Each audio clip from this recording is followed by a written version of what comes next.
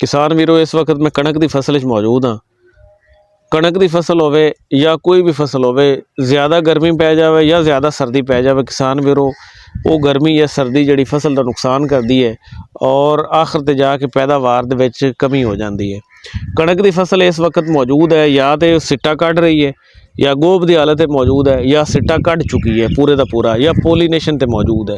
ये 3-4 स्टेजां दे उत्ते मौजूद है और फरवरी का महीना एंड ते पहुंचा होया है और इस वक्त दर्जा हरारत 25 डिग्री सेंटीग्रेड तो लैके 29 डिग्री सेंटीग्रेड तक मौजूद है।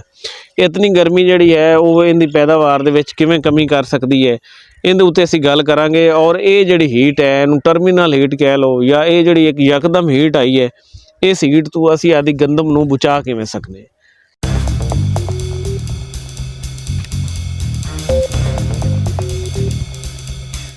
ठीक है, गंदम जिहड़ी है वो भाईजान जदों यह सिट्टा निकल रहा है, इहदे उत्ते अगर हीट पै जाएगी ना तो ये सिट्टा कमज़ोर रह जाएगा, दाना पिचक जाएगा और सिट्टा जल्दी मैच्योर हो जाएगा और वज़न अपना गेन नहीं करेगा। और भी इहदे बेशुमार नुकसानात है। उत्तों सिट्टा खाली रह सकता है, उत्तों सिट्टा जिहड़ा है तुसीं वेख रहे ने कई जिहड़े सिट्टे बिल्कुल निकल चुके हैं, उत्तों उन्हां दा सिट्टा खुश्क हो रहा, बालियां खाली आ रही हैं।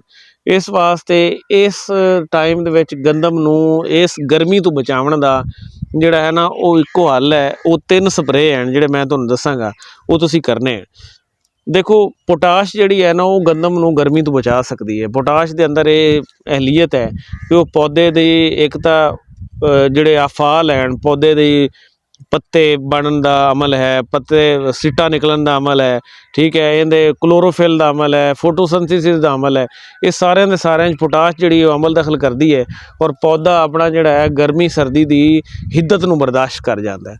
उस तो बाद पोटाश जी है वो दाणे की भराई का अमल बेहतर करती है।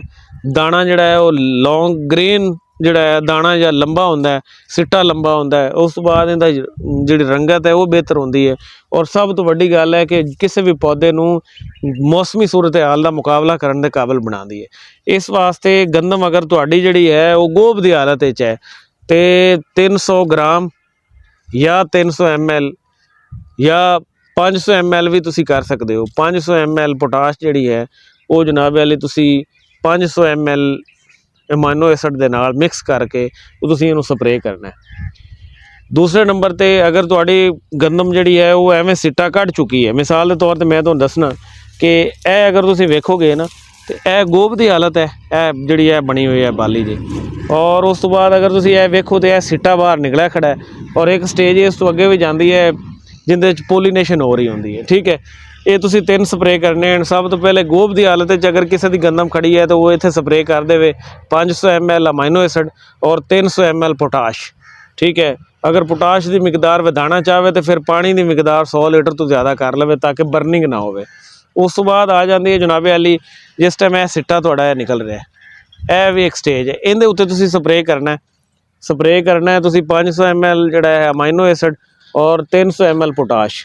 और अगर ये पोलीनेशन तो चली गई है तो उस टाइम के तुसीं स्प्रे करना है जनाबे अली 300 ml पोटाश और नाल 200 ml बोरान या 250 ग्राम बोरान का स्प्रे करना है। तो अलहमदुलिल्लाह इंशाअल्लाह ताला अपनी जी गंदम है उसकी पैदावार 70-75 मन तक आराम नाल आ जाएगी, क्योंकि अमाइनो एसिड जिहड़ा है वो भी इनू गर्मी तो बचाता है। इहदे अफाल या इहदे जिहड़े अंदर कैमिकल रिएक्शनस हो रहे हैं या फोटोसिंथेसिस का अमल हो रहा है या दाना बनन का अमल हो रहा है उन्होंने बेहतर करता है। खुराक बड़ी बनाई होती है और उहदे नाल जिहड़ी गंदम है वो बेहतर परफॉर्म करती है। तो ये तुसीं याद रखना है, ये अगर तुसीं स्प्रे कर दोगे तो इंशाअल्लाह ताला गंदम गर्मी तो भी बच जाएगी और उस बाद जिहड़ा है ना इहदी पैदावार दे विच भी इजाफा होएगा। मैं उम्मीद करना वीडियो तुहाडे वास्ते फ़ायदेमंद साबित होएगी।